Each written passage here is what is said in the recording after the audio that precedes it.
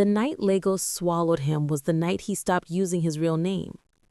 Back then, everyone on the island whispered a single alias with the kind of fear reserved for armed robbers and spirits: Callisto. Callisto was not the kind of criminal who sprayed bullets on the street for show. He was the ghost that cleaned up other people's messes: extortion jobs, disappearances, debt collection that never required a second visit.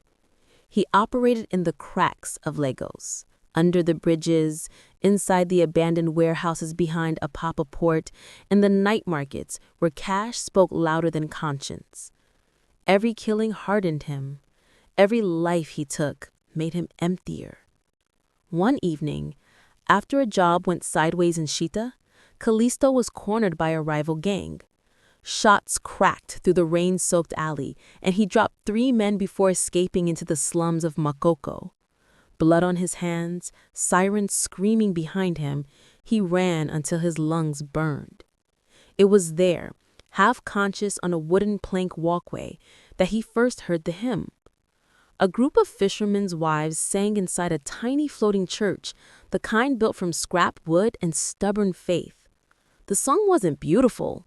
It was raw, desperate, a cry for survival. He slipped inside, not to pray, to hide.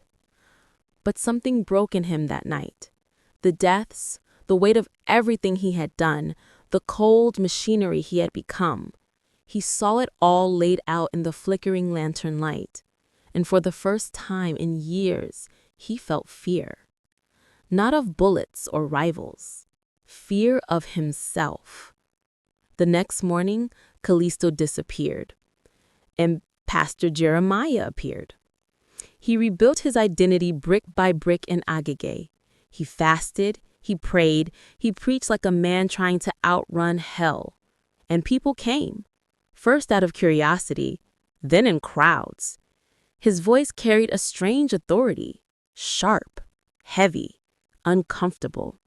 He talked like someone who knew darkness intimately and had clawed his way out.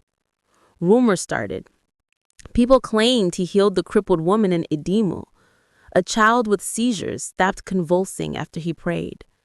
A man bedridden with a failing liver walked into church the following Sunday holding the hospital papers like a trophy. The more he delivered, the more Lagos flocked to him.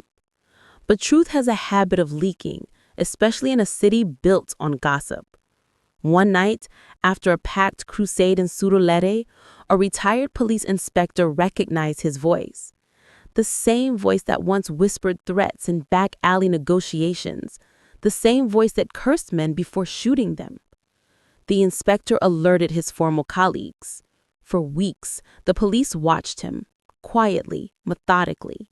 They dug up old case files, matched patterns, revisited families who still burned with unanswered grief. Then, the trap was set. Pastor Jeremiah was in the middle of praying for a sick boy when the church doors swung open and armed officers flooded the altar. The congregation screamed. Jeremiah didn't run. He didn't argue. He just raised his hands and whispered, "I knew this day would come." Outside, the crowd watched as the man they called Deliverer was pushed into the back of a police van in handcuffs. Mothers cried. Skeptics smirked. His enemies celebrated. His followers knelt, believing this was a test of faith. But the truth was simpler and darker. No miracle could erase what Callisto had done.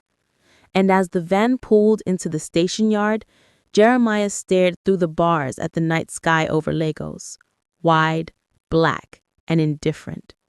He had spent years healing others, but the city had finally come to collect its debt. And debts always get paid.